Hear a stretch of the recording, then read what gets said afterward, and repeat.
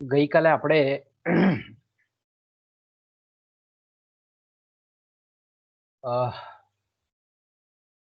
જે બી સેનો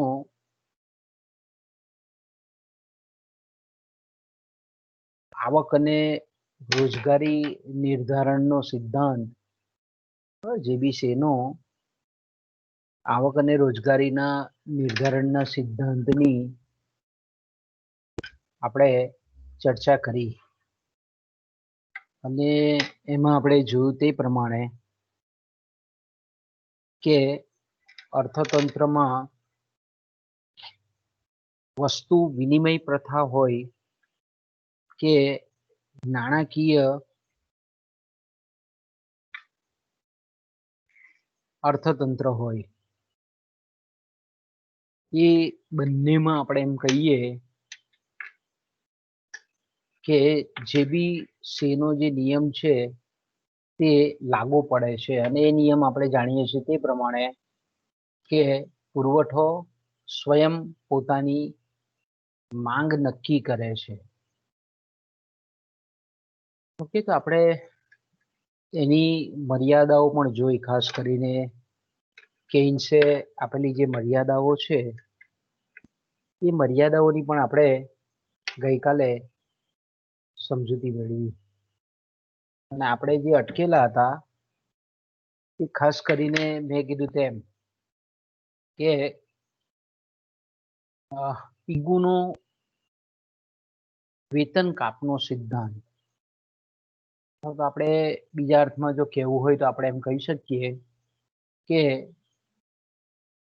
વેતન દર અને રોજગારી, ઓકે, વેતન દર અને રોજગારીનો પ્રશિષ્ટોનો સિદ્ધાંત એવો શબ્દ પ્રયોગ પણ ઘણી વખત આપણને કરતો જોવા દેખાય છે, આપણને ઘણી જગ્યાએ ઉપયોગ થતો. તો ખાસ કરીને મેં કીધું તેમ કે પીગુ પણ પ્રશિષ્ટ અર્થશાસ્ત્રી તરીકે ઓળખીએ છીએ અને ખાસ કરીને નવ પ્રશિષ્ટ અર્થશાસ્ત્રી મૂળભૂત વિચારસરણી જે હતી પ્રશિષ્ટોની, એ પ્રશિષ્ટોની જે વિચારધારા જે છે એ વિચારધારા બેઝિક જે નિયમો છે, સિદ્ધાંતો છે, ધારણાઓ છે, જે પ્રશિષ્ટોના હતા તેનો સ્વીકાર આ લોકોએ નવ પ્રશિષ્ટોએ કરેલો છે. એટલે ઘણા પુસ્તકોમાં આપણને એવું પણ જોવા મળે છે કે ભાઈ નવ પ્રશિષ્ટની જગ્યાએ પ્રશિષ્ટ અર્થશાસ્ત્રીઓ એવો શબ્દ પ્રયોગ પણ આપણને જોવા મળે છે. ઓકે, તો આજે આપણે એમ કહીએ કે વેતન અને રોજગારી અંગેનો જે સિદ્ધાંત છે, ખાસ કરીને આપણે જાણીએ છીએ તે પ્રમાણે કે આ જે નિયમ છે એ આપણને એવું કહેવા માંગે છે, આ સિદ્ધાંત એવું કહેવા માંગે છે કે અર્થતંત્રમાં જે વાસ્તવિક વેતનનો દર જે છે તે અને અર્થતંત્રની જે કુલ રોજગારી છે તે, આ બંનેનું પ્રમાણ એક સાથે નક્કી થાય છે. અને ખાસ કરીને એટલા માટે જ આ સિદ્ધાંતને આપણે રોજગારીનો સિદ્ધાંત તરીકે પણ ઓળખવામાં આવે છે અને વાસ્તવિક વેતનના સિદ્ધાંત તરીકે પણ ઓળખવામાં આવે છે. આમ જોઈએ તો પીગુના વેતન કાપ અને પુનઃરોજગારી વચ્ચેના જે સંબંધ છે તે થોડાક આનાથી આપણે એમ કહીએ કે કંઈક અંશે અલગ પડે છે, પણ પ્રશિષ્ટના સિદ્ધાંતમાં જ આમને પણ પીગુના જે વિચારો છે તેને પણ આપણે અહીંયા આવરી લઈએ છીએ. તો બેઝિકલી આપણે એમ કહીએ કે આપણે એક જેને બ્રોડ મુદ્દા હેઠળ આવડી લઈએ છીએ કે પ્રશિષ્ટ અર્થશાસ્ત્રીઓનો આવક અને રોજગારીનો સિદ્ધાંત. એમાં આપણે જે બી છે એનો એક ભાગ જોયો, પછી આ બીજો વેતન અને રોજગારીનો સિદ્ધાંત કે જેની અંદર જ આપણે પીગુનો વેતન કાપને પણ આવરી લઈએ છીએ. તો આ લોકો જે આપણે એમ કહેતા હતા પ્રશિષ્ટો, ખાસ કરીને કે ભાઈ અર્થતંત્રમાં વાસ્તવિક વેતન દરનું જે નિર્ધારણ છે અને સાથે સાથે અર્થતંત્રની જે કુલ રોજગારી છે એ બંને એક સાથે નક્કી થાય છે. એટલા માટે જ આપણે એમ કહીએ કે આ સિદ્ધાંતને રોજગારીનો સિદ્ધાંત તથા વાસ્તવિક વેતન દરનો સિદ્ધાંત તરીકે પણ ઓળખવામાં આવે છે. તો આપણે જાણીએ છીએ તે પ્રમાણે કે આ જે સિદ્ધાંત છે એ સિદ્ધાંત મેં કીધું તેમ કે બે મહત્વની બાબતો પર આધારિત છે. તો પહેલું તો આપણે એમ કહીએ બે જે મહત્વની બાબતો છે એમાં તમે એફઆઈમાં પણ આ ભણી ગયેલા છે વસ્તુ કે શ્રમિકને જ્યારે વાસ્તવિક વેતન દર આપવામાં આવે છે તો એ વાસ્તવિક વેતન દર એ ઉત્પાદનનું જે સાધન છે એ જે શ્રમિક છે એની સીમાંત ઉત્પાદકતાને ધ્યાનમાં રાખીને પછી આપવામાં આવે છે. કારણ કે આપણે જાણીએ છીએ તે પ્રમાણે કે સાધનની જે સીમાંત કાર્યક્ષમતા છે કે સીમાંત ઉત્પાદકતા છે કે ઇંગ્લિશમાં જેને આપણે પ્રોડક્ટિવિટી કહીએ છીએ એના આધારે વાસ્તવિક વેતન દર આપવામાં આવે છે. વાસ્તવિક એટલે આપણે એમ કહી શકીએ કે સીમાંત ઉત્પાદકતા એટલે હું તો કે ભાઈ આપણે જાણીએ છીએ તે પ્રમાણે ભાઈ વધારાના ઉત્પાદનના સાધનના એક એકમને પરિણામે કુલ ઉત્પાદનમાં કેટલો ફેરફાર થાય છે તેને આપણે સીમાંત ઉત્પાદકતા કહીએ છીએ, સીમાંત ઉત્પાદન કહીએ છીએ, ઉત્પાદન મૂલ્ય કહીએ છીએ. કે દાખલા તરીકે આપણે એમ કહીએ કે કોઈક કાપડ બનાવતી કંપની છે, ધારો કે કોઈક ફેક્ટરી છે, એમાં શ્રમિક ધારો કે આપણે એમ કહીએ કે 8 કલાક કામ કરે છે. આપણે એમ કહીએ કે એની પાસે વધારાનો 1 કલાક કામ કરવામાં આવે છે.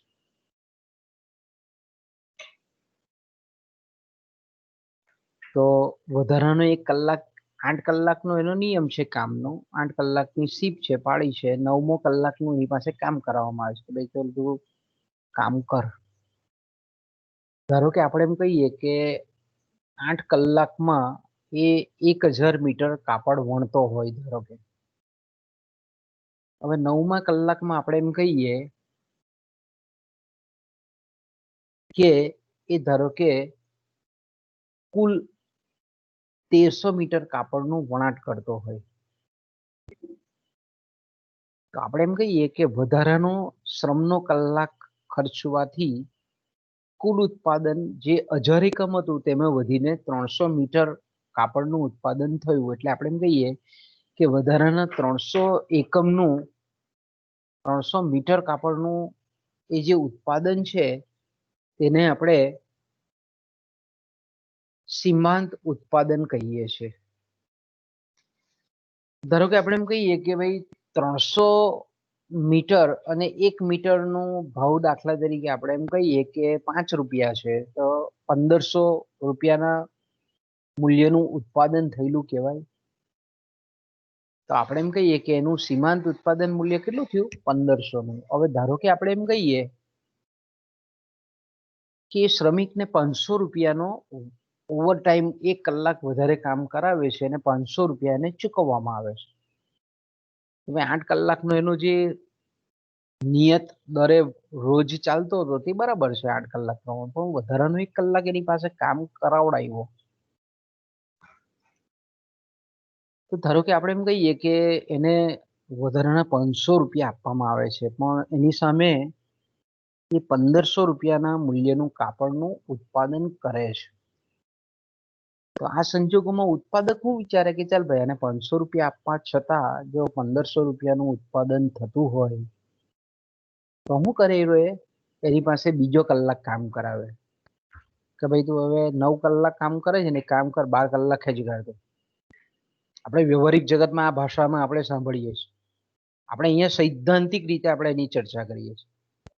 વ્યવહારિક ભાષામાં આપણે જાણીએ જ છીએ કે માલિક કહે કે ભાઈ ચાલી હવે તું આજે ખેંચી પાડની, હવે આટલા કલાક થોડા તને આટલા રૂપિયા ડબલ રોજ આપી દઈશ. તને જે તારો જે વેતન દર છે, ફોરેનમાં આપણે વિકસિત દેશોમાં જોઈએ તો ઓવરટાઈમ કરે તો તેને 3 ગણા પૈસા આપવામાં આવે, વાસ્તવિક વેતન દર વધારે આપવામાં આવે. તો આપણે એમ કહીએ કે જે ઉત્પાદક છે તે શું કરે છે, અહીંયા જાણે છે કે હું જેટલું વળતર ચૂકવું છું શ્રમિકને એના કરતા હું વાસ્તવિક વેતન જે આપું છું એના કરતા એની સીમાંત ઉત્પાદકતા વધારે છે. ઓકે, તો એ શું કરે છે, શ્રમની માંગ વધારે ને, આગે જાણે છે કે મને અહીંયા ફાયદો છે, હવે જેટલું ચૂકવું છું એના કરતા ઉત્પાદન મૂલ્ય વધારે છે.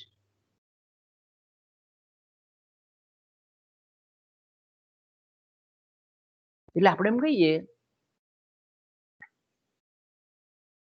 કે જેમ શ્રમિકની સીમાંત ઉત્પાદક મૂલ્ય એના વેતન દર કરતા વધારે, ત્યાં સુધી આપણે એમ કહીએ કે શ્રમની માંગ વધે છે.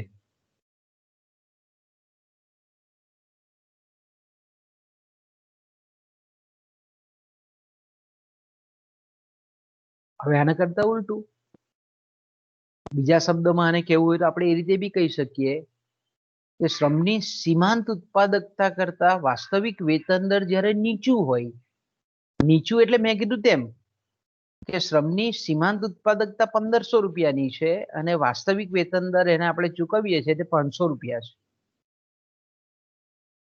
તો આપણે એમ કહી શકીએ કે અહીંયા વાસ્તવિક વેતન દર જ્યારે નીચા હોય ત્યારે ઉત્પાદક શું કરે છે, માલિક શું કરે છે, વધારે કામ કરાવડાવે છે, એટલે શ્રમની માંગ વધારે કરે છે. એટલે શ્રમની માંગ વધારે રહેશે. ક્યારે? તો કે ભાઈ આ તો આપણે ખાલી શ્રમની વાત કરીએ છીએ, કોઈ પણ ઉત્પાદનનું સાધનના સંદર્ભમાં આપણે વાત કરી શકીએ કે વાસ્તવિક વેતનના દર જ્યારે આપણે એમ કહીએ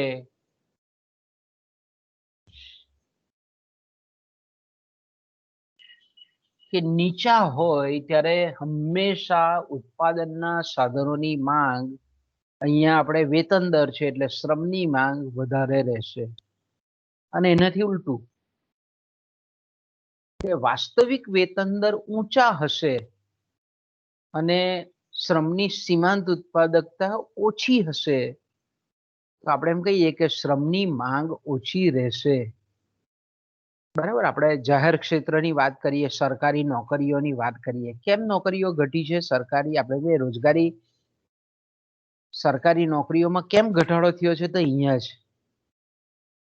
સરકારી કર્મચારીઓના પગાર દર ખૂબ ઊંચા છે પણ એની આપણે એમ કહીએ કે ઉત્પાદકતા ઘટતી જતી દેખાય છે, ઓછી છે.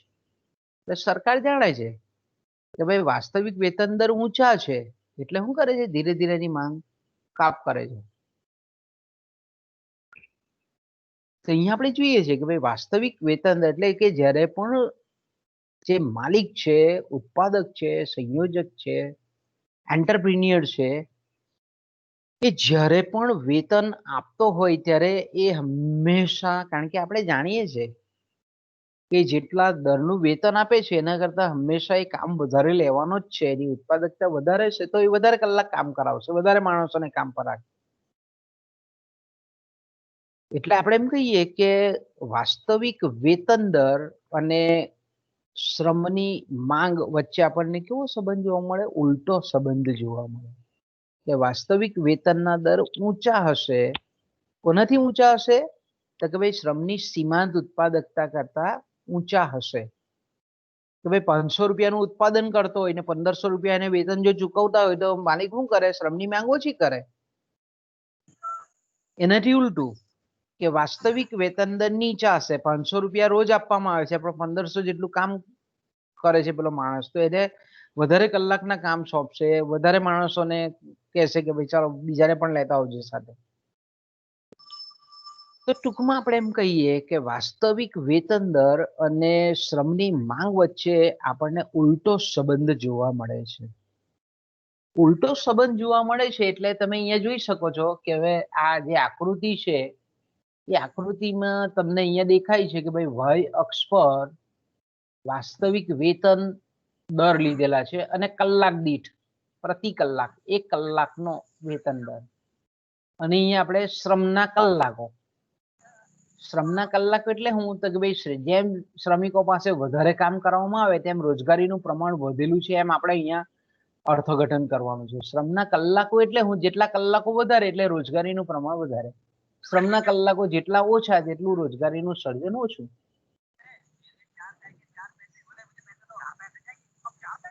તો આપણે એક્સ અક્ષ પર શ્રમના કલાકો એટલે બીજા અર્થમાં શું થાય તો કે ભાઈ શ્રમની માંગ અને શ્રમના પુરવઠાનું પ્રમાણ આપણે એક્સ અક્ષ પર ક્ષિતિજ ધરી પર બતાવેલું છે. ઓકે, તો અહીંયા આપણે મેં કીધું તેમ કે વાસ્તવિક વેતન દર અને શ્રમની ઉત્પાદકતાને આધારે શ્રમની જે માંગ કરવામાં આવે છે એ બે વચ્ચે ઉલટો સંબંધ છે, વ્યસ્ત સંબંધ છે. એટલે આપણે એમ કહીએ કે આ જે રેખા બતાવેલી છે આકૃતિમાં ડી ડેશ, આ જે રેખા છે તે આપણને આ બતાવે છે કે વાસ્તવિક વેતન દર અને શ્રમની માંગ વચ્ચે આ રીતનો સંબંધ, અવળો સંબંધ, ઋણાત્મક સંબંધ, નેગેટિવ સંબંધ આપણને દર્શાવેલો છે. હવે બીજી એક મહત્વની બાબત, બીજી જે બાબત છે તે કે ભાઈ હંમેશા આપણે જાણીએ છીએ તે પ્રમાણે ખાસ કરીને શ્રમ ઉત્પાદનના સાધન તરીકે, બરાબર, ભાઈ જીવંત ઉત્પાદનનું સાધન છે એટલે આપણે જાણીએ છીએ તે પ્રમાણે કે શ્રમિક, બરાબર, શ્રમિક જ્યારે પણ કામ કરે છે, બરાબર, એટલે આપણે કરીએ કે કામ કરે છે એનો મતલબ શું થાય કે એનો શ્રમ ખર્ચ થાય છે, શ્રમનો વ્યય થાય છે, પોતાની માનસિક શારીરિક શક્તિ ખર્ચાય છે. ઓકે, આપણે કોઈ પણ પ્રકારનું કામ કરીએ માનસિક કે શારીરિક, તો આપણે એકચ્યુઅલી કરીએ છીએ ત્યારે શું થાય છે, આપણને કષ્ટ પડે ને. આપણે પોતાનો જ વિચાર કરીએ અહીંયા કે આપણે દાખલા તરીકે કોઈ માનસિક કામ કરતા હોય કે કોઈ શારીરિક કામ કરતા હોય તો આપણે જાણીએ છીએ કે ભાઈ આપણે શ્રમ કાર્ય કરીએ છીએ ત્યારે શું થાય છે કે આપણી એનર્જી વપરાતી હોય. માનસિક કામ કરતા હોય તો માનસિક એનર્જી વપરાતી હોય, ફિઝિકલ વર્ક કરતા હોય તો ફિઝિકલ એનર્જી વપરાતી હોય. તો આપણે કામ કરીએ છીએ એટલે કે શ્રમિક જ્યારે પણ શ્રમ કાર્ય કરે છે, શ્રમ કરે છે, કે ફેક્ટરીમાં હોય, ખેતરમાં હોય, ગમે તે XYZ જગ્યાએ, કે ડોક્ટર હોય કે એન્જિનિયર હોય, કે ભાઈ જેટલા કલાકે વધારે કામ કરે છે તો એ જે કામ કરતો જાય તેમ તેમ શું થાય એને આમ કામ કરે છે તો કઈ એને અમુક કલાકો સુધી આપણે એમ કહીએ કે ગમે એને કામ કરવાનું, પછી આપણે એમ કહીએ કે એની પાસે વધારે કલાક કામ કરીએ તો એ કામ કરવા બદલ એને શું થાય અસંતોષ જેવું થાય, કંટાળો આવે, થાકી જાય. આપણે એમ કહીએ ને કે ભાઈ કામ કરીને બસ આમ એક યુટિલિટી એના મગજમાં ઊભી થાય, અસંતોષ થાય. હવે આપણે જાણીએ છીએ તે પ્રમાણે કે જેમ કોઈ પણ શ્રમિક હોય વધુ ને વધુ કલાક કામ કરે તેમ તેમ તેનો અસંતોષ કેવો થાય, વધતો જાય, સ્વાભાવિક છે. આપણા પોતાનો બધાનો અનુભવ છે, તમને પોતાનો અનુભવ છે કે ભાઈ 2 કલાક તમે પીરિયડ ભરો ક્લાસરૂમમાં, પછી ત્રીજો ને ચોથો પીરિયડ ભરવાનું આવે તો તમને કેટલો અસંતોષ ઊભો થાય છે તે તમે અનુભવ કરી શકો છો. કેમ કે તમારો માનસિક શ્રમ ખર્ચાય છે, પાટલી પર બેસીને તમારે સતત બરાબર કોન્સન્ટ્રેશન પૂર્વક કામ જોવાનું છે. એ જ રીતે અત્યારે પણ તમને અનુભૂતિ થતી હશે કે ભાઈ વધારે કલાક તમે જેમ પીરિયડ એટેન્ડ કરો તેમ તેમ તમારો આમ કંટાળો આવી જાય, આપણે એમ કહીએ ને.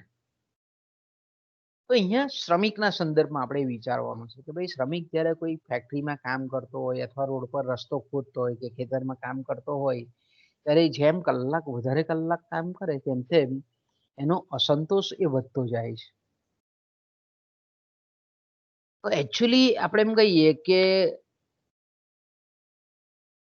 જે આ જેમ વધારે કલાક કામ કરે છે તેમ એનો જે સીમાંત અસંતોષ જે એને થાય છે, જેને આપણે નેગેટિવ તૃષ્ટિગુણ કહીએ છીએ, નકારાત્મક તૃષ્ટિગુણ કહીએ છીએ. તો આપણે એમ કહીએ કે વાસ્તવિક વેતન દર એકચ્યુઅલમાં શું છે? તો કે વાસ્તવિક વેતન દર કામને લીધે તેના સીમાંત અસંતોષ કે સીમાંત અતૃષ્ટિગુણ બરાબર હોય છે. એટલે જો આપણે એમ કહીએ કે શ્રમિક કામ કરતો જાય અને એનો નકારાત્મક દૃષ્ટિગુણ વધતો જાય, તો એ શ્રમિક પાસે આપણે વધારે કામ કરાવવું હોય તો શું કરવું પડે? એને વાસ્તવિક વેતન દર વધારે આપવું પડે. કારણ કે જેમ માણસ કામ વધારે કરે તેમ તેમ એને અસંતોષ વધારે થાય. એટલે અસંતોષ જો એની પાસે જો આપણે કામની અપેક્ષા રાખીએ તો આપણે શું કરીએ? આપણા રિયલ જગતના ખબર છે આપણને કે ભાઈ 4-5-6 કલાકની નોકરી હોય તો બરાબર છે, કરીએ તો. પછી વધારે કલાક કામ કરવાનું હોય ત્યારે શું કરે છે? બોસ શું કરે આપણો? નાસ્તો લાવી આપે, જમવાનું કરી આપે, ફેસિલિટી પોતાનું વાહન મોકલે ઘરે લેવા મૂકવા માટે. આપણે રિયલ જગતમાં જોઈએ છે કે ભાઈ એને જે ડિસયુટિલિટી થાય,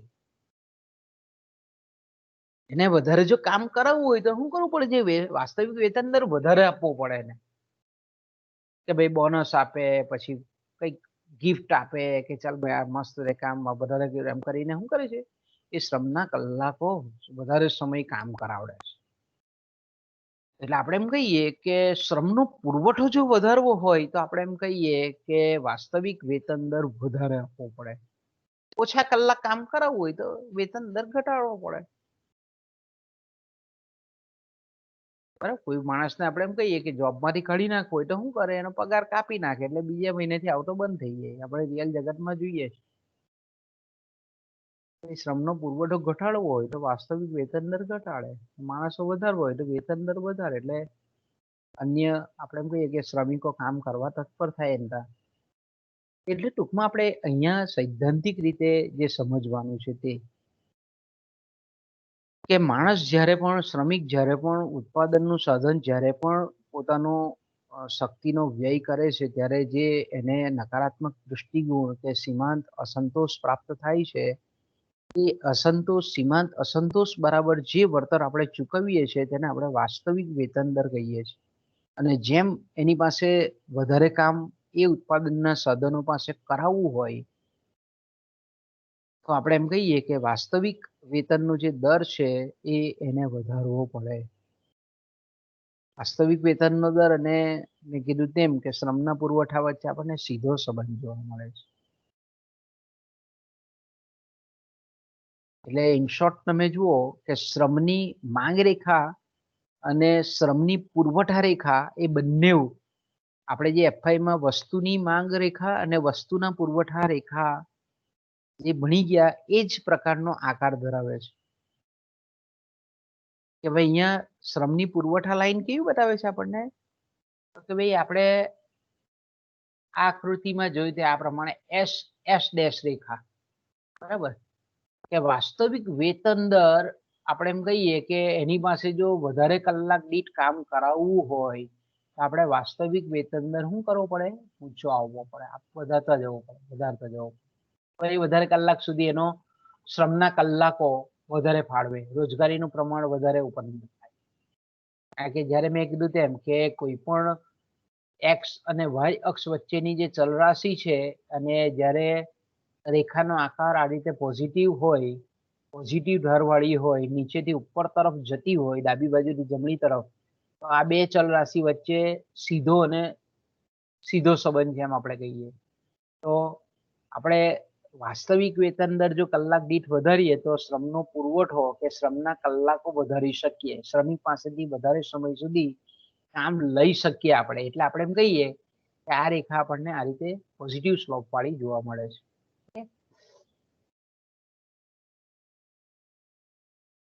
હવે તમે અહીંયા આપણે જોઈ શકો છો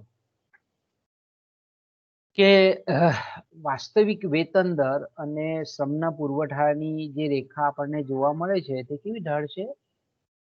એ ઢાળની જે રેખા છે તે આપણે જાણીએ છીએ તે પ્રમાણે કે સમસંબંધ ધરાવતી રેખા છે. ઓકે, હવે આપણે આ રેખાને આપણે સમજવી હોય તો એને જરાક આપણે કોપી પેસ્ટ મારી અને નેક્સ્ટ પેજ પર પાછી લઈ જઈએ આપણે એને કે અહીંયા મૂકી દઈએ આપણે. ઓકે, ચાલો અહીંયા. તો અહીંયા આપણને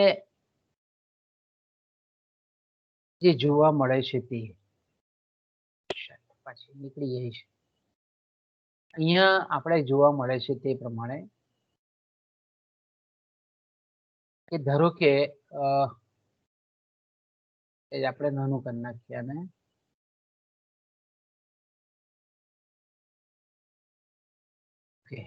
તો હવે અહીંયા એવું કહેવા માંગે છે આ પ્રશિષ્ટ અર્થશાસ્ત્રીઓ કે જ્યાં આપણે એમ કહીએ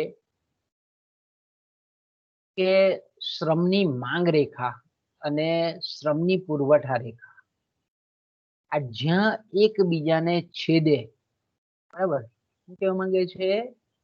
જ્યાં એકબીજાને છેદે ત્યાં આપણે એમ કહીએ કે આ જે પી બિંદુ છે એ પી બિંદુ એ રોજગારીનું પ્રમાણ નક્કી થાય છે. અને આ જે નક્કી થાય એ આપણે એમ કહીએ કે સમતુલાનો વાસ્તવિક વેતન દર નક્કી થાય. આપણે એમ કહીએ ને કે વેતન દર અને રોજગારીનું પ્રમાણ નક્કી કરતો સિદ્ધાંત. અહીંયા શું થાય છે એવું કહેવા માંગે છે કે શ્રમની માંગ રેખા અને શ્રમની પુરવઠા રેખા એકબીજાને જ્યાં છેદે છે આ છેદન બિંદુએ જે નક્કી થાય, જે શ્રમના કલાકો નક્કી થાય એને આપણે રોજગારીનું પ્રમાણ કહીએ છીએ. અને આ જે નક્કી થાય વાય અક્ષ પર આ બિંદુથી આપણે એક્સટેન્ડ કરીએ તો આ બાજુ વાય અક્ષ પર એ અર્થતંત્રનો વાસ્તવિક વેતનનો દર એ નક્કી થાય છે. ક્લિયર થાય છે મગજમાં? કે જે આપણે જોયું કે શ્રમની માંગ કોના પર આધારિત છે? તો શ્રમની માંગ આપણે એમ કહીએ કે વાસ્તવિક વેતન દર અને શ્રમની માંગ વચ્ચે આપણને ઉલટો સંબંધ જોવા મળે છે. જો શ્રમિકની ઉત્પાદકતા એને ચૂકવાતા વાસ્તવિક વેતન દર કરતા વધારે હોય તો શ્રમની માંગ વધારે થાય. જો આપણે એમ કહીએ કે શ્રમની વાસ્તવિક વેતન દરો જો ઊંચા હોય એટલે કે એની ઉત્પાદકતા કરતા જો વેતન દર એને ઊંચા ચૂકવવામાં આવે તો આપણે એમ કહીએ કે શ્રમની માંગ ઓછી થાય છે. શ્રમના પુરવઠાની બાબતમાં આપણે જાણીએ છીએ, શ્રમના કલાકોની બાબતમાં જાણીએ છીએ કે જેમ શ્રમિકને આપણે કહીએ કે વધારે કલાક જો કામ કરાવવું હોય તો વેતન દર ઊંચો આપવો પડે તો એ વધારે કલાક કામ કરે. એને ખાવાનું આપવું પડે, નાસ્તો આપવો પડે, થોડાક આરામની સગવડ આપવી પડે, એને નાણાકીય વેતન વધારે આપવું પડે. આપણે એમ કહીએ ને, આપણે એમ કહીએ કે એની પાસે જો વધારે રોજગાર આપણે કામ કરાવવું હોય, શ્રમના કલાકો કરાવવું હોય તો આપણે જાણીએ છીએ કે વેતન દર એને ઊંચું આપવું પડે. ઓકે, એટલે આપણને આ રેખા આપણને આ રીતે મળે છે હકારાત્મક ઢાળવાળી. આપણે એમ કહીએ કે આ શ્રમની માંગ રેખા છે, આ શ્રમની પુરવઠા રેખા છે, જ્યાં એકબીજાને છેદે ત્યાં આપણે એમ કહીએ કે આ જે વેતન દર નક્કી થાય તેને આપણે વાસ્તવિક વેતન દર કહીએ છીએ. અને આ જે નક્કી થાય તેને આપણે રોજગારીનું પ્રમાણ કહીએ છીએ. હવે આગળ જઈએ. અહીંયા એવું કહે છે કે આજે પ્રશિષ્ટો જે કહેવા માંગે છે તે કે અર્થતંત્રમાં શ્રમની માંગ અને શ્રમનો પુરવઠો, બરાબર, શ્રમની માંગ અને શ્રમનો પુરવઠો એ સંયુક્ત રીતે રોજગારીનું પ્રમાણ નક્કી કરે. બંને સાથે આપણે એમ કહીએ કે એ અર્થતંત્રની રોજગારીનું પ્રમાણ એટલે કે OM, અહીંયા આપણે કહીએ કે O થી M સુધીનું શ્રમનું પ્રમાણ, શ્રમના કલાકો, રોજગારીનું પ્રમાણ આ બંનેની સંયુક્ત અસરને લીધે નક્કી થાય, નિર્ધારિત થાય. એટલે આપણે એમ કહીએ કે પી બિંદુએ શ્રમની માંગ અને શ્રમનો પુરવઠો એક સમાન થાય એટલે રોજગારીનું પ્રમાણ નક્કી થઈ જાય. હવે ધારો કે અર્થતંત્રમાં એવું કહેવા માંગે છે કે ધારો કે અર્થતંત્રમાં વાસ્તવિક વેતન દર, આ જે સમતોલિત વેતન દર છે, ચાલો પીએમ એ શું છે? સમતોલિત વેતન દર છે. જે આપણે એમ કહીએ કે શ્રમની માંગ અને શ્રમના પુરવઠા દ્વારા નક્કી થતો એક આઈડિયલ સ્ટેજ એને આપણે કહીએ છીએ કે વાસ્તવિક વેતન દર કે જે આ બે પરિબળોની સંયુક્ત અસરથી નક્કી થયેલો છે, એટલે કેવો છે, સમતોલિત છે એ. હવે ધારો કે અર્થતંત્રમાં કોઈક એવા પરિવર્તન આવે અને પ્રશિષ્ટો શું કહે છે તે અગત્યની બાબત છે કે આ સંતુલિત વેતન દર કરતા જો અર્થતંત્રમાં કોઈક સંજોગોમાં કોઈ વિશિષ્ટ પરિસ્થિતિમાં આપણે એમ કહીએ કે વેતન દર વધે, ધારો કે પહેલી આપણે પરિસ્થિતિ વધેની વિચારીએ આપણે કે ધારો કે આપણે એમ કહીએ કે વાસ્તવિક વેતન દર અર્થતંત્રમાં ધારો કે પહેલા આ પીએમ એ સમતોલિત વેતન દર છે, એના કરતા અર્થતંત્રમાં વાસ્તવિક વેતન દર ધારો કે વધીને આરટી જેટલા થાય છે, બરાબર. વાસ્તવિક વેતન દર કેટલા થાય છે વધીને? આ એકદમ ઓપ્ટિમમ લેવલના છે, જે આપણે સમતોલિત વેતન દર છે. પણ ધારો કે અર્થતંત્રમાં પરિસ્થિતિ એવી ઊભી થઈ કે વાસ્તવિક વેતન દર આર અને ટી એટલે આપણે એમ કહીએ કે સમતોલિત વેતન દર કરતા ઘણા ઊંચા નક્કી થાય છે. તો પ્રશિષ્ટ અર્થશાસ્ત્રીઓ અહીંયા શું કહે છે કે વેતન પરિવર્તનશીલતા દ્વારા, હવે તમે અહીંયા જુઓ છો કે ધારો કે આરટી નક્કી થાય તો શું થાય? અર્થતંત્રમાં આપણે એમ કહીએ કે વાસ્તવિક વેતન દર ઊંચા ગયા, એનો મતલબ શું થાય કે ઓએમ એ બેસ્ટ પરિસ્થિતિથી સમતોલિત રોજગારીની પરિસ્થિતિ હતી. સમતોલિત રોજગારીની પરિસ્થિતિમાં એટલે કે રોજગારીમાં ઘટાડો થયો, કેમ? તો કે વાસ્તવિક વેતન દરો ઊંચા ગયા, એટલે આપણે એમ કહીએ કે રોજગારીનું પ્રમાણ ઓએમ હતું તેની જગ્યાએ હવે ઓટી થઈ ગયું. તો આપણે એમ કહીએ કે અપૂર્ણ રોજગારી થયા. અને પ્રશિષ્ટ શું કહેવા માંગતા હતા કે આ રીતે અર્થતંત્રમાં જે આ રોજગારીનું સર્જન થયું, સમતોલિત રોજગારીનું સર્જન, કે જેને લોકો પૂર્ણ રોજગારી કહેતા હતા, આપણે માની લઈએ તો પૂર્ણ રોજગારી કરતા ઓછું આપણે એમ કહીએ કે અર્થતંત્રમાં વાસ્તવિક વેતન દર ઊંચું ગયું, એટલે રોજગારીના પ્રમાણમાં ઘટાડો થયો. એટલે આપણે એમ કહીએ કે એમ થી ટી સુધીનું પ્રયાણ કે જેને આપણે ખાસ કરીને એવું કહી શકીએ કે આંશિક બેરોજગારી સમયના ટૂંકા ગાળા માટે ઊભી થઈ. મેં કીધું તેમ કે પ્રશિષ્ટ અર્થશાસ્ત્રીઓ એવું બહુ ચુસ્તપણે માનતા હતા કે આવી પરિસ્થિતિને આપણે ટૂંકા ગાળામાં અવગણી શકીએ નહીં. થાય ખરું આવું, પણ અર્થતંત્રમાં સ્વયં સમતુલા દ્વારા પુનઃ પાછી સમતુલા ઓથી એમ જેટલી એ પુનઃ પાછી સ્થપાઈ જાય છે. શું કહેવા માંગે છે એ લોકો કે વેતન પરિવર્તનશીલતા દ્વારા વેતનમાં ફેરબદલાવ આવતા જે આ મૂળ સમતુલનની પરિસ્થિતિ છે પૂર્ણ રોજગારીની, એ પાછી સ્થપાઈ જાય છે. કોના દ્વારા? તો ભાઈ વેતનમાં બદલાવ આવતા, વેતનમાં ફેરફાર થતા, વેતન પરિવર્તનશીલતા દ્વારા ફરી પાછું અર્થતંત્રમાં આપોઆપ ઓએમ જેટલી રોજગારી ટકી રહે છે. ઓએમ જેટલી રોજગારીનું પ્રમાણ ટકી રહે છે એ. ઓકે, હવે એ ટકી કઈ રીતે રહી છે એવું કહેવા માંગે છે. હવે તમે અહીંયા જોઈ શકો છો, આપણે જોયું તે પ્રમાણે કે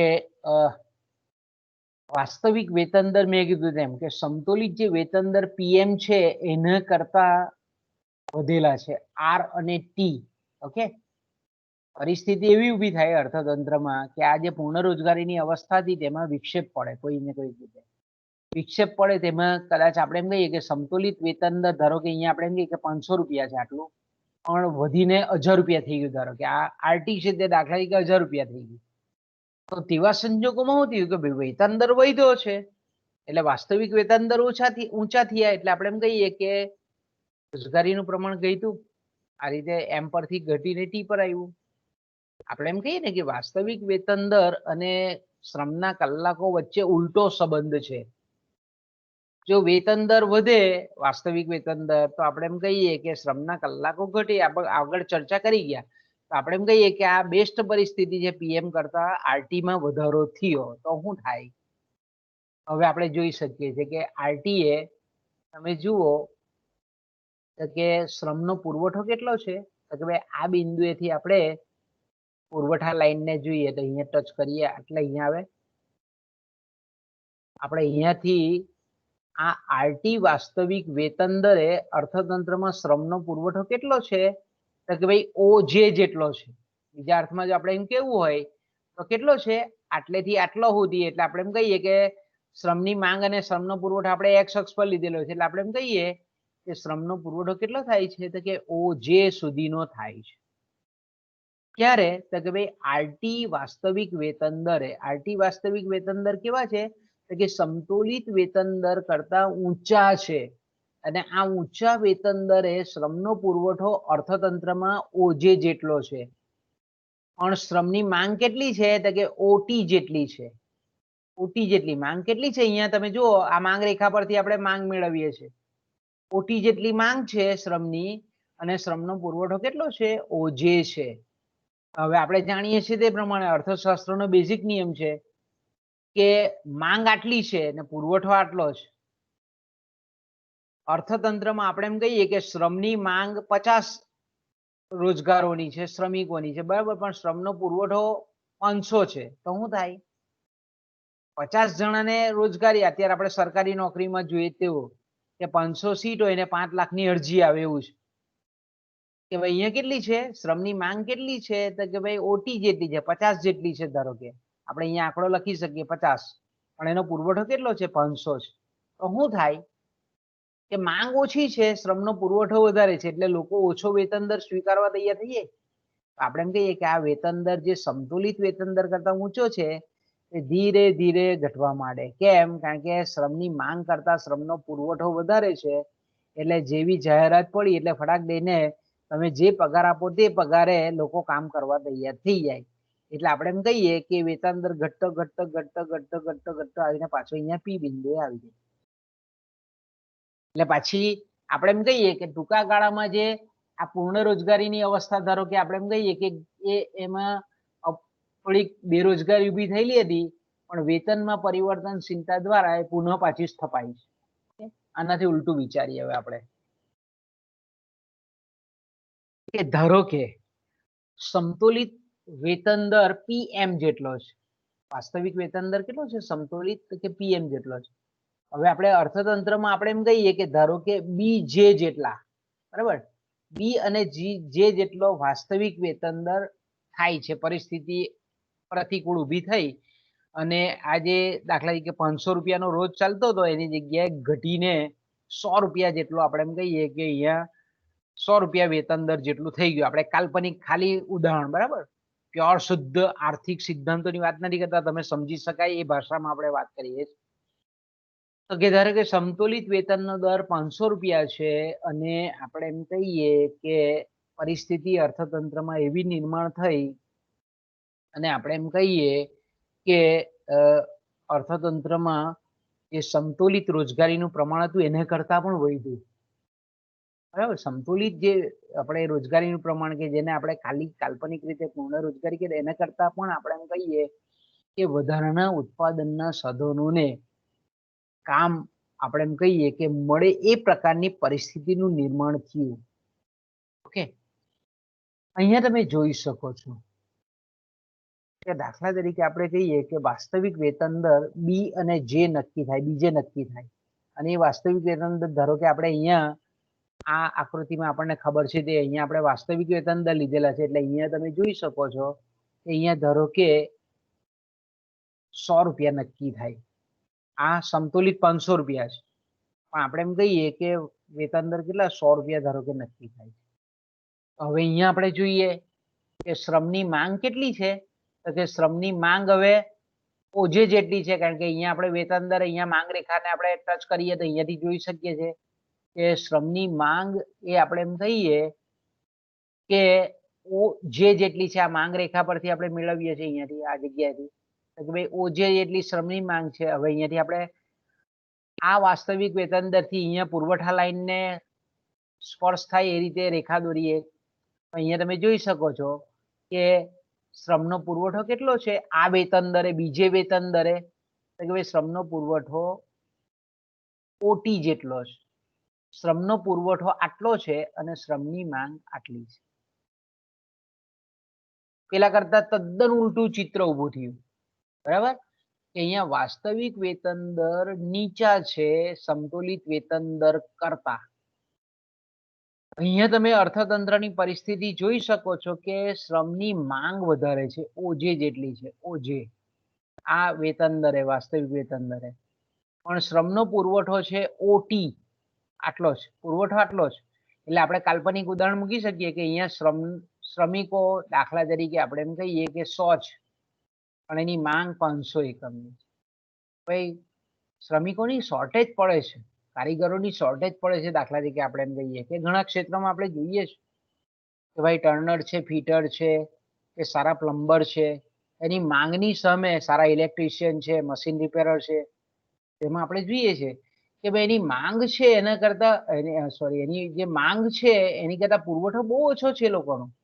એટલે એનો વેતન દર કેવો થાય? ઉપર જાય, ઊંચો જાય, ઊંચો જાય જાય જાય અને પછી પી બિંદુએ આવી જાય, ત્યાં આવીને પાછી સંતુલિત નક્કી થઈ જાય.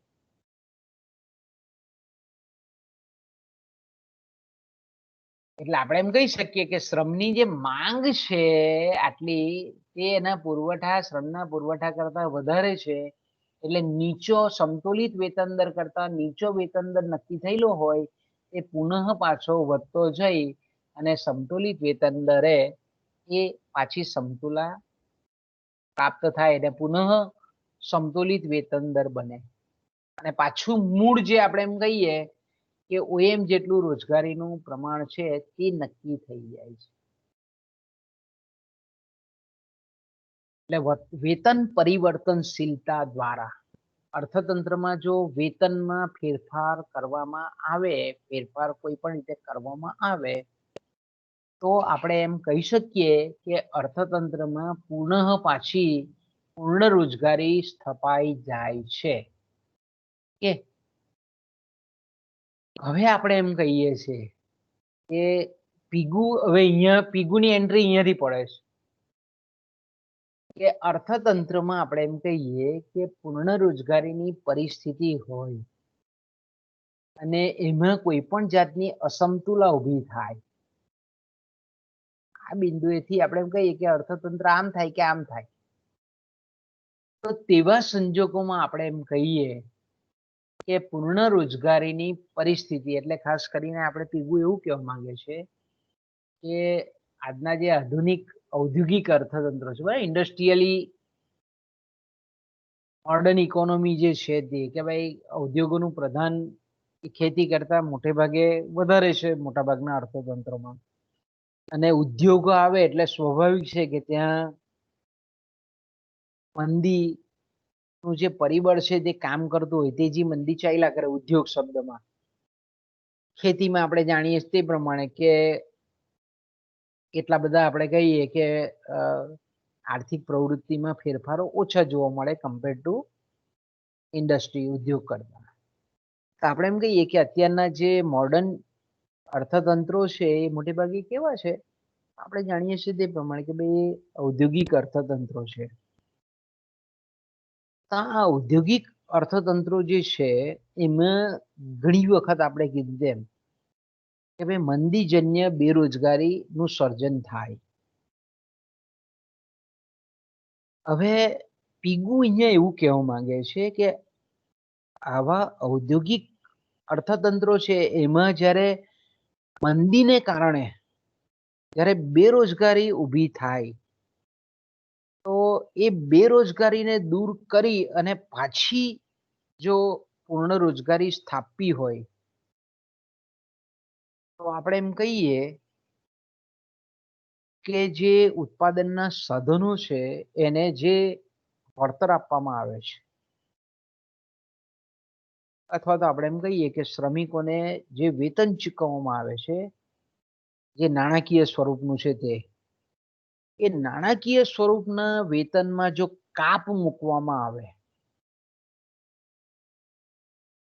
તો આપણે એમ કહીએ કે અર્થતંત્રમાં આ મંદીજન્ય જે બેરોજગારી ઊભી થાય છે એને વેતન કાપ દ્વારા પુનઃ પૂર્ણ રોજગારીની પરિસ્થિતિમાં રૂપાંતરિત કરી શકાય છે.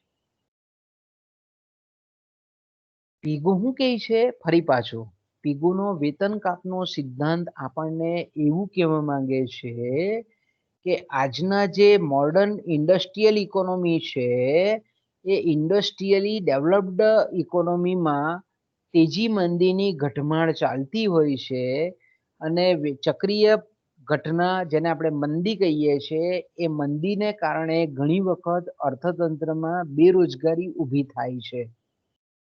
તો આ જો બેરોજગારી ઊભી થાય છે એ બેરોજગારીને દૂર કરવી હોય અને અર્થતંત્રમાં પાછી પૂર્ણ રોજગારીની પરિસ્થિતિ સ્થાપવી હોય તો એ સ્થાપવા માટે વેતનનો કાપ કરવો જોઈએ. નાણાકીય જે વેતન ચૂકવવામાં આવે છે શ્રમિકોને, ઉત્પાદનના સાધનોને, એનો જો આપણે એમ કહીએ કે એનો જે વર્તનનો દર છે, એનો જે વેતનનો દર છે, એના પર જો કાપ મૂકવામાં આવે તો આપણે એમ કહીએ કે અર્થતંત્ર ફરીથી પાછી પૂર્ણ રોજગારીની અવસ્થા પ્રાપ્ત કરી શકે.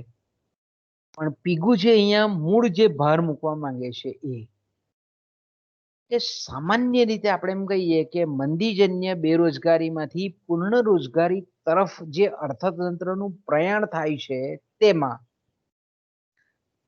અર્થતંત્રમાં જોવા મળતા આપણે એમ કહીએ કે જે મજૂર સંઘો છે જેને આપણે ઇંગ્લિશમાં યુનિયનો કહીએ છીએ, લેબર યુનિયન જેને આપણે કહીએ છીએ, જે મજૂર સંઘો જે છે એ મજૂર સંઘોની જે નીતિ છે એની જે કંઈ પણ પોલિસી છે, યોજનાઓ છે, તે મજૂર સંઘોની પોતાની નીતિ તો ખરી જ, પણ સરકારની પણ આપણે એમ કહીએ કે ઘણી વખત એવી નીતિ હોય કે એ સરકારની નીતિને લીધે આપણે એમ કહી શકીએ કે અર્થતંત્રમાં એક વખત બેરોજગારી શરૂ થાય ત્યાર પછી જો આપણે એમ કહીએ કે પૂર્ણ રોજગારીની પરિસ્થિતિ સ્થાપવી હોય તો એક તો સરકાર નડે, સરકારની લઘુત્તમ વેતન નીતિ નડે, સરકારની બેરોજગારીની ભથ્થાની જે નીતિ છે તે નડે, પછી મજૂર સંઘો છે, યુનિયનો છે, નેશનલ યુનિયનો છે, ઘણી વખત ઇન્ટરનેશનલ યુનિયનો છે. આ બધા યુનિયનો આપણે એમ કહીએ કે અર્થતંત્રને પૂર્ણ રોજગારીની પરિસ્થિતિને પુનઃ સ્થાપવામાં અવરોધરૂપ બને છે. એટલે આપણે એમ કહીએ કે જો આવી બેરોજગારીને દૂર કરવી હોય ને આવા જો સંગઠનો નહીં હોય, યુનિયનો કે સરકારની આવી કોઈ જો નીતિ નહીં હોય તો આપણે એમ કહીએ કે બેરોજગારીમાંથી પૂર્ણ રોજગારીની પરિસ્થિતિ કોઈ પણ જાતની તકલીફ વગર પાછી સ્થપાય છે. અને એના માટે જો આપણે શ્રમિકોને ચૂકવાતું જો નાણાકીય વેતનમાં કાપ મૂકવામાં આવે તો સરળતાથી અપૂર્ણ રોજગારીમાંથી પૂર્ણ રોજગારીની પરિસ્થિતિને પાછી પ્રાપ્ત કરી શકાય છે. તો હવે આપણે એમ કહીએ કે ભાઈ એક તો પહેલા આપણે મગજમાં નાણાકીય વેતન કાપ એટલે મગજમાં ક્લિયર થઈ જવું જોઈએ કે ભાઈ નાણાકીય વેતન કાપ એટલે હું, તો કે ભાઈ દાખલા તરીકે કોઈ શ્રમિક છે તેનો 1000 રૂપિયાનો ધારો કે રોજ છે અથવા તો મહિનાનો 30,000 રૂપિયાનો પગાર છે. કે બરાબર, અત્યારના લેટેસ્ટ બધા આપણે એમ કહીએ સરકારના જે આ લોકડાઉનને લીધે અને કોરોનાની આ પરિસ્થિતિને લીધે સરકારની જે આવક ઘટેલી છે તો આવા પગલાં અત્યારે લે છે. આપણે અત્યારે રિયલમાં આપણને જોઈએ છે કે વેતન કાપ મૂકે જ સરકાર. પીગુ આપણે એમ કહીએ તે વખતે કહેતો હતો, પણ અત્યારનો ઉદ્દેશ જુદો છે. તે વખતનો ઉદ્દેશ અલગ હતો પીગુએ જ્યારે આ સિદ્ધાંતની રજૂઆત કરી ત્યારે. પણ ટૂંકમાં અત્યારે નાણાકીય વેતન કાપ એટલે હું કે મેં કીધું તેમ કે ભાઈ કોઈક વ્યક્તિનો 1000 રૂપિયાનો રોજ છે અથવા તો એનો મહિનાનો 30,000 રૂપિયા પગાર છે. કે તો પીગુ એવું કહે છે કે જો અર્થતંત્રમાં બેરોજગારી હોય અને તે પણ ખાસ કરીને મંદીને લીધે ઊભી થયેલી બેરોજગારી હોય તો તેવા સંજોગોમાં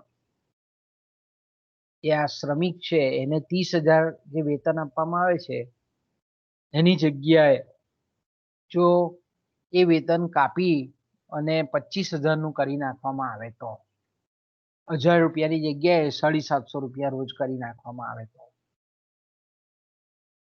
તો આપણે એમ કહીએ કે અર્થતંત્રમાં પૂર્ણ રોજગારી સ્થપાય છે, આવું એનું સીધું ગણિત આપણે એમ કહીએ કે પીગુનું જોવા મળે છે. પીગુ આનું સ્પષ્ટીકરણ કરતા એવું કહે છે કે ભાઈ જ્યારે અર્થતંત્રમાં મંદી હોય, મંદી એટલે આપણે એમ કહીએ કે અસરકારક માંગનો અભાવ છે. તો મંદી હોય અર્થતંત્રમાં એનો મતલબ એવો થાય છે કે ચીજ વસ્તુઓ અને સેવાઓની માંગ ઘટે છે. ચીજ વસ્તુ અને સેવાઓની માંગ ઘટે છે એટલે સ્વાભાવિક છે કે વસ્તુના ભાવો ઘટે છે. વસ્તુ પહેલા કરતા સસ્તી થાય છે.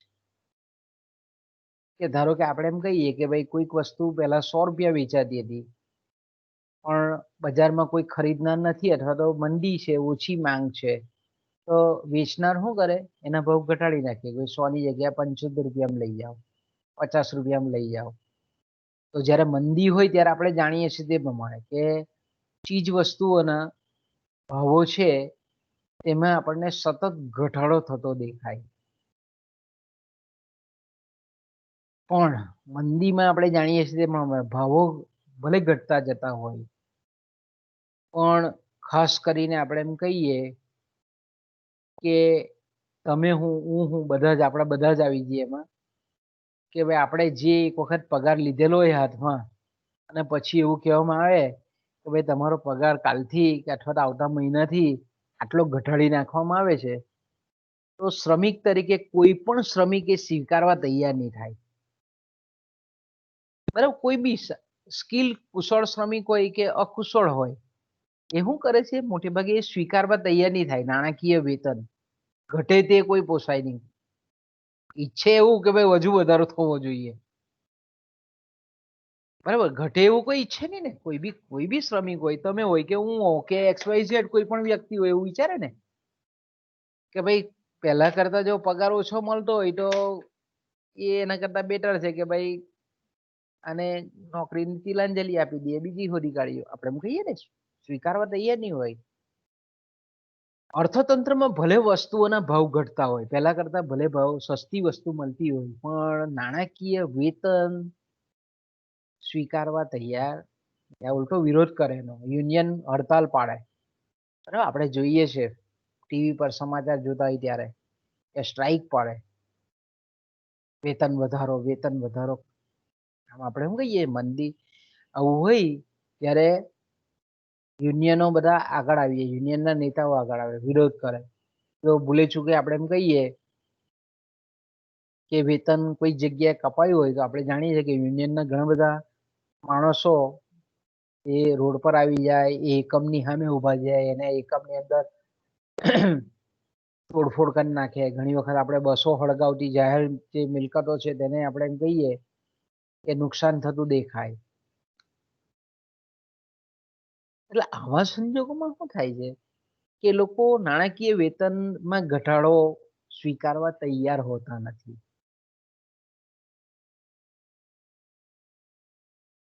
બીજું આપણે જાણીએ છીએ તે પ્રમાણે કે આપણા ભારતમાં તો નહીં પણ વિદેશોમાં આપણે જોઈએ છે, બરાબર, કે ફોરેનમાં આપણે જોઈએ છે કે ભાઈ જો અર્થતંત્રમાં મંદી હોય, સ્લોડાઉન હોય કે સંકોચન હોય અર્થતંત્રનું, અને જો શ્રમિક બેરોજગાર પડે તો સરકાર એને બેરોજગારી ભથ્થું આપે અને સારું આવે. આપણે એમ કહીએ ને, અત્યારે આપણે જો અત્યારના ડેટા જો જોઈએ, આપણે વિદેશોમાં આપણે ઘણી બધા મિત્રો પાસેથી વાત સાંભળવા મળે તે કે ભાઈ લોકડાઉનને લીધે ઘણા બધાને રોજગારી નથી મળી, તો અમેરિકાની સરકાર, કેનેડાની સરકાર 1200 $1500 એ લોકોને આવું બેકારી ભથ્થું આપે કે ભાઈ રોજગારી મળવાની હતી પણ આ સંજોગ ઉભા થયા એટલે કામ કરી શક્યા નથી, એટલે સરકાર એને અનએમ્પ્લોયમેન્ટ વેજીસ આપે. હવે દાખલા તરીકે સરકારે નક્કી કરી એક સીલિંગ કે ભાઈ આટલા બેકારી ભથ્થું આપવાનું, બેરોજગારી ભથ્થું આપવાનું.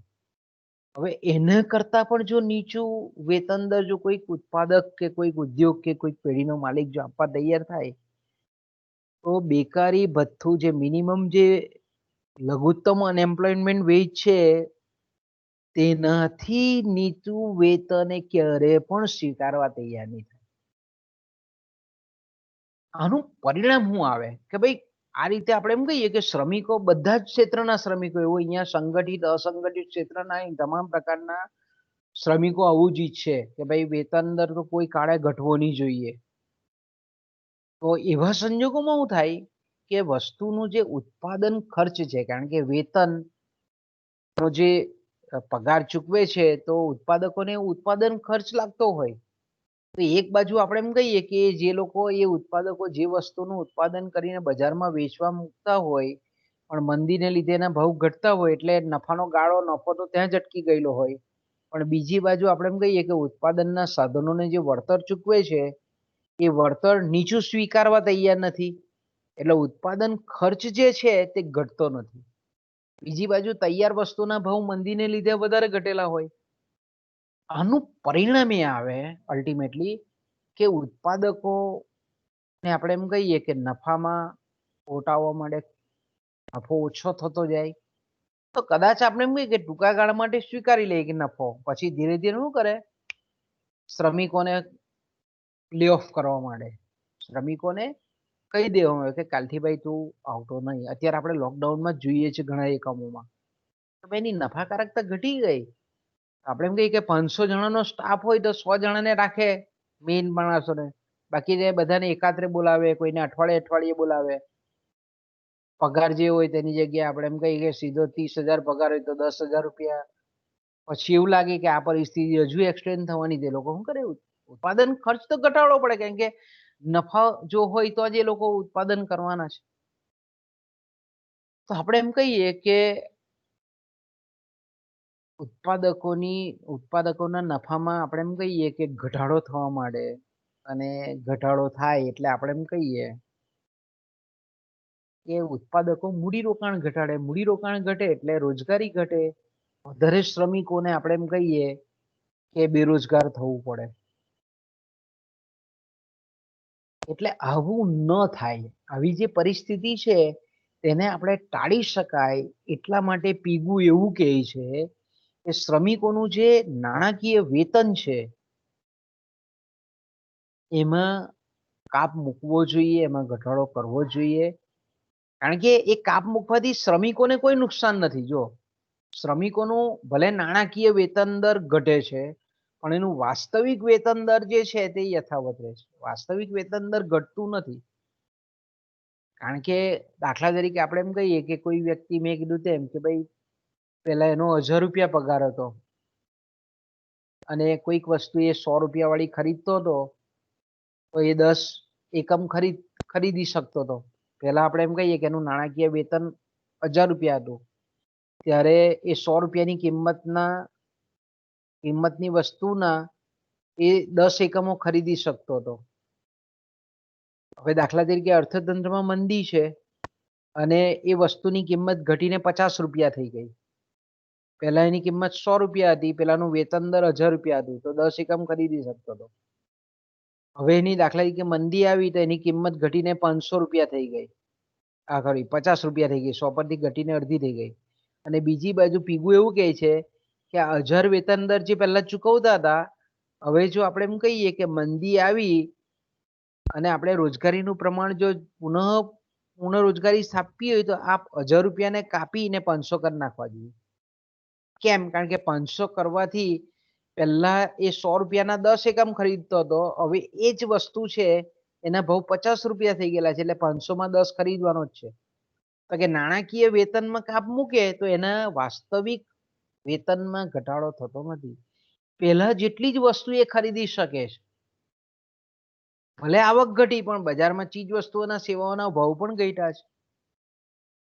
તો હવે આપણે એમ કહીએ કે નાણાકીય વેતનો ઘટ્યા એટલે પીગુ એવું કહે છે કે ઉત્પાદકોને ઉત્પાદન ખર્ચ ઘટ્યો, એટલે ઉત્પાદકનો ખર્ચ ઘટ્યો એટલે નફાનો ગાળો થોડોક વધ્યો.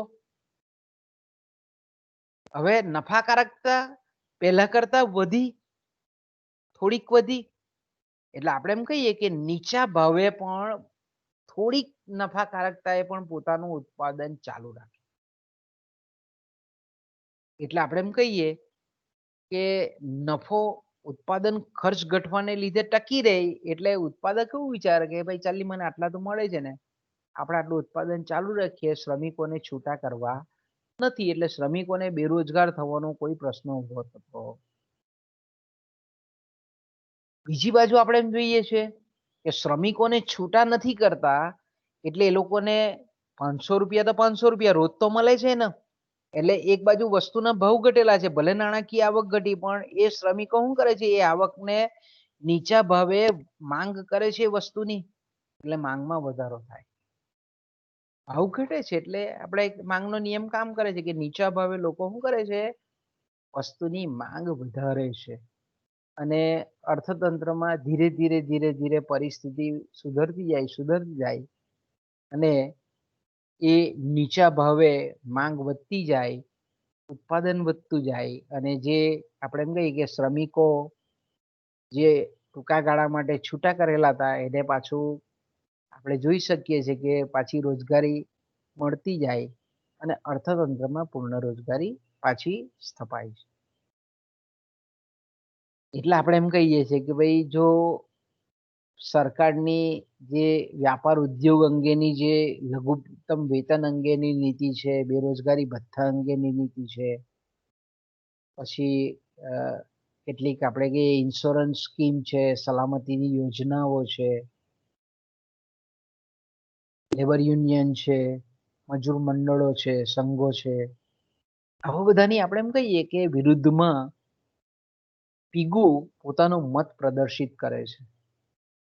અને જો આપણે એમ કહીએ કે પીગુ એવું કહે છે કે આ બધાનું જો અસ્તિત્વ ન હોય તો અર્થતંત્રમાં પૂર્ણ રોજગારીની પરિસ્થિતિ પ્રવર્તે છે, અને આપણે એમ કહીએ કે પૂર્ણ હરીફાઈની પરિસ્થિતિ પ્રવર્તતી હોય તો અપૂર્ણ રોજગારીમાંથી પૂર્ણ રોજગારીની પુનર્સ્થાપના થઈ શકે છે, એમ પીગુ માને છે. આમ આપણે જોઈએ તો પીગુનું જે સિદ્ધાંત છે, મેં કીધું તેમ એ ખાસ કરીને તર્કસંગત લાગે આપણને. ઉપરથી જોઈએ તો આપણને એમ લાગે કે ના, પીગુ બરાબર સાચો છે એવું લાગે આપણને, પણ મેં કીધું તેમ કે આ જે પીગુનો વેતન કાપનો સિદ્ધાંત છે એની ટીકા કરતા કેઇન્સ એવું કહે છે, કેઇન્સ એની ટીકા કરે છે. આપણને આમ ઉપર છલ્લી રીતે એવું લાગે કે ભાઈ આ પીગુની દલીલ છે તે યોગ્ય છે, સાચી છે, અને એનાથી કદાચ આપણે રોજગારીમાં વધારો કરી શકાય. પણ ખરેખર જો આપણે એમ કહીએ કે નાણાકીય વેતન દરો વધેલા હોય અને એને પાછા ઘટાડવા, એ આપણે એમ કહીએ કે ખરેખર તો જે વિકાસના ચક્રો છે એને રિવર્સ કરવા જેવા છે, પાછા મરોડવા જેવા છે. આ નીતિ આપણને સૈદ્ધાંતિક રીતે બહુ સરળ લાગે અપનાવવાની, પણ વાસ્તવમાં ઘણા બધા એકદમ સંકુલ પ્રશ્ન ઊભા કરે છે. અને એ બાબતમાં મેં કીધું તેમ કે કેઇન્સે એની સારી એવી ટીકા કરેલી છે. કેઇન્સ આપણે એમ કહીએ છીએ કે પહેલી ટીકા તો એવું કરતા કહે છે કે ભાઈ આજનો જેને મોડર્ન ડેમોક્રેટિક ઈરા કહીએ છે, લોકશાહી જેને આપણે યુગ કહીએ છીએ, અને આપણે એવું વિચારીએ છીએ કે ભાઈ વધારેમાં વધારે કોમ્પિટિશન માર્કેટમાં થાય, એટલે આપણે ખાસ કરીને જાણીએ છીએ તે પ્રમાણે કે આર્થિક નીતિને જેમ બને તેમ આપણે ઉદાર બનાવીએ છીએ. તો આપણે એમ કહીએ કે આવી જે પરિસ્થિતિ છે, વાસ્તવિક પરિસ્થિતિ, અને એમાં ખરેખર આપણે જ્યારે શ્રમિકોના સંગઠનો છે, મજૂર સંઘો છે, કે પછી લેબર યુનિયન છે, એના પર પ્રતિબંધ મૂકવાની જે વાત પીગુ કહે છે એ ખરેખર કેવી છે, અસ્વીકાર્ય જેવી છે. આપણે અમલમાં લાવી નહીં શકીએ.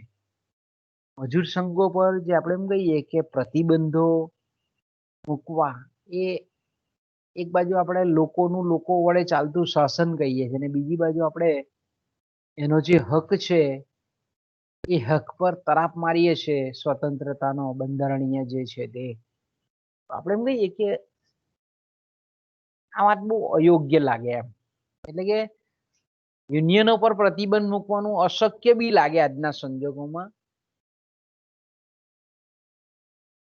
બીજું આપણે એમ કહીએ કે ધારો કે કેન્સ એવું કહે છે કે ભાઈ દાખલા તરીકે કોઈક એક ઉદ્યોગે વેતન કાપની નીતિ અપનાવી કે ભાઈ એક આપણે એમ કહીએ કે કાપડ ઉદ્યોગ છે અથવા કાગળ ઉદ્યોગ, કોઈ પણ એક ઉદ્યોગની વાત કરીએ આપણે, અથવા તો એક મોટા કદની પેઢી છે કે ભાઈ એને આપણે એમ કહીએ કે વેતન કાપ કર્યો, બરાબર. એ ઘણી કંપનીઓ આપણે જોઈએ છે અત્યારે, ઘણા ઉદ્યોગોમાં જોઈએ છે કે ભાઈ ઉત્પાદકોની પરિસ્થિતિ જ્યારે ડામાડોળ હોય ત્યારે સ્વાભાવિક છે કે શ્રમિકોના વેતન કાપે.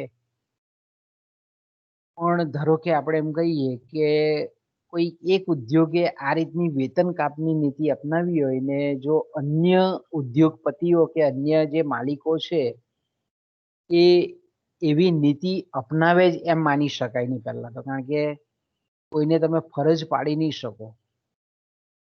કારણ કે આપણે જાણીએ છીએ તે પ્રમાણે કે દરેક ઉદ્યોગ છે, દરેક ઉદ્યોગની પેઢીઓ છે, એ લોકોની નફાકારકતા જુદી જુદી હોય, રિઝર્વ ભંડોળ જુદું જુદું હોય, આર્થિક સમૃદ્ધિ અલગ અલગ પેઢીઓની અલગ અલગ હોય, અલગ અલગ ઉદ્યોગની અલગ અલગ હોય. તો તેવા સંજોગોમાં આપણે એમ કહીએ કે કોઈક ઉદ્યોગ છે તો કે ભાઈ આવી પરિસ્થિતિ, મંદીજન્ય પરિસ્થિતિમાં પણ વેતન દર ઊંચા જાળવી રાખે છે. એવું કઈ જરૂરી નથી કે ભાઈ એને નફાકારકતા ઘટી જાય, કારણ કે આ પાસે ભંડોળ જ એટલું બધું ઊંચું હોય. તો ટૂંકમાં આપણે એમ કહીએ કે કોઈક એક ઉદ્યોગે વેતન કાપ નીતિ અપનાવી હોય તો બીજા પણ અપનાવે એ જરૂરી નથી. કે કહી પણ નહીં શકાય કે ભાઈ ચોક્કસ અપનાવશે જ.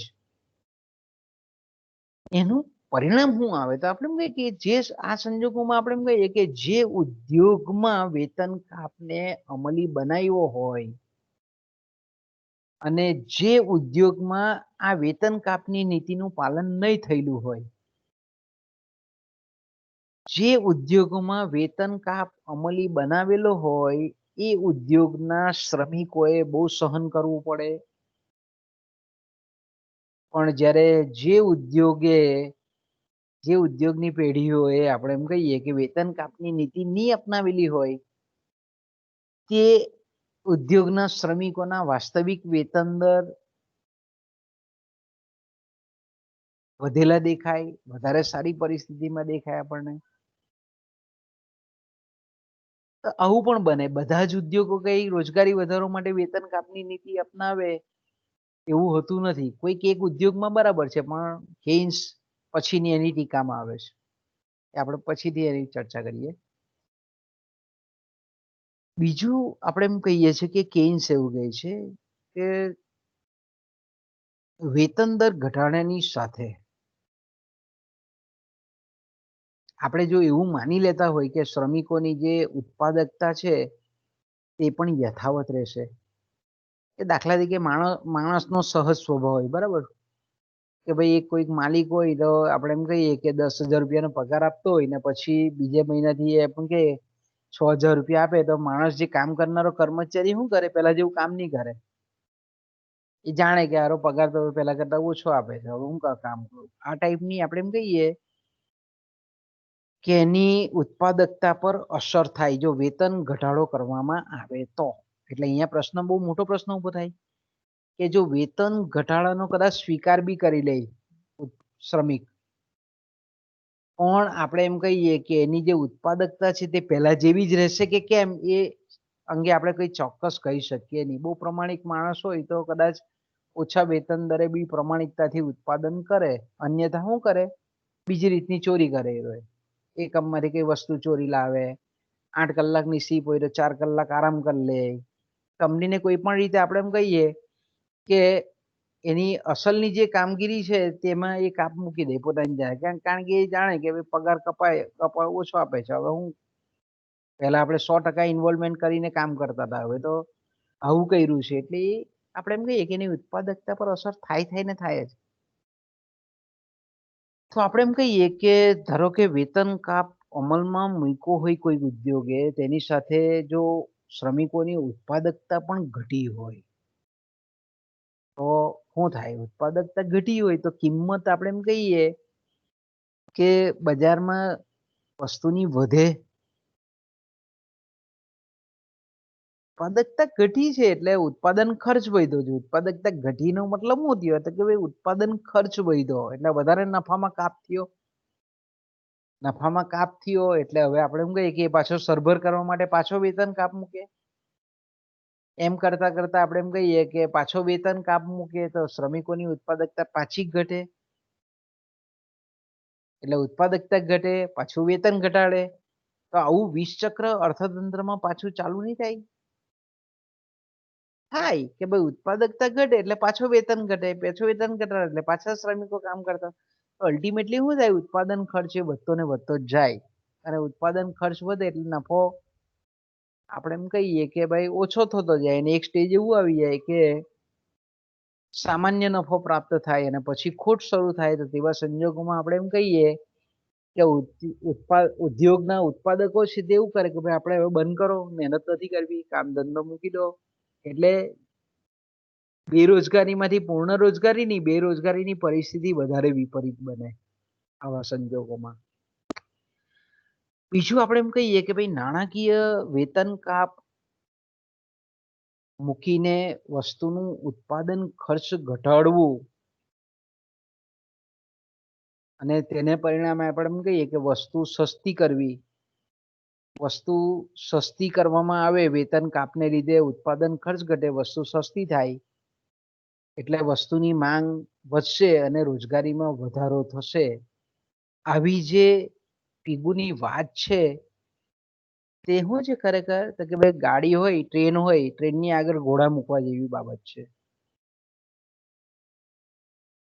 કેન્સ એવું કહે છે કે નાણાકીય વેતન ઉપર જો કાપ મૂકવામાં આવે અને અર્થતંત્રમાં જો દરેક ઉદ્યોગો એનું પાલન કરે તો પરિસ્થિતિ શું થાય કે આખા અર્થતંત્રની જે કુલ ખરીદ શક્તિ છે, વ્યક્તિગત ખરીદ શક્તિઓનો સરવાળો, કારણ કે બધાના જ વેતન જો ઘટેલા હોય તો સ્વાભાવિક છે કે અર્થતંત્રની જે કુલ ખરીદ શક્તિ છે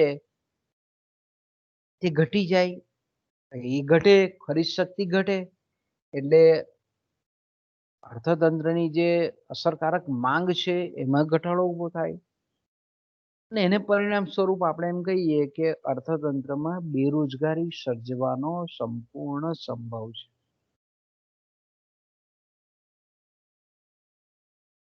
છેલ્લી અને મહત્વની ટીકા કે ભાઈ પીગુ એટલે કેન્સ એવું કહે છે કે ભાઈ પીગુ છે તે મની ઇલ્યુઝન એટલે જેને આપણે નાણાં બ્રહ્મ કહીએ છીએ ની વાત વિસરી ગયા હોય એવું લાગે છે, ભૂલી ગયા હોય એવું લાગે છે. કેન્સ શું કહે છે કે નાણાં બ્રહ્મની જે વાત છે એ પીગુના ધ્યાન બહારની રહી ગઈ હોય એવું લાગે છે. કેન્સ એવું કહે છે કે ભાઈ આપણે શ્રમિકોના જે નાણાકીય વેતન છે, વેતન દરો છે એને ઘટાડવા કરતા જો વસ્તુના ભાવ વધવા દેવામાં આવે તો, જો સરસ આખી ઉલટી બાબત કહી છે. કેન્સ શું કહે છે? કારણ કે કેન્સ છે તે આપણે કહીએ કે પ્રશિષ્ટો કરતા ઉલટું વિચારવાળો હતો વ્યક્તિ. એટલે શું કીધું કે ભાઈ નાણાકીય વેતન ઘટાડીએ તો માણસને સ્વાભાવિક છે ભાઈ નાણાંનું મમત્વ હોય. નાણાકીય વેતન ઘટે એ કોઈ બી સહન કરી શકે નહીં.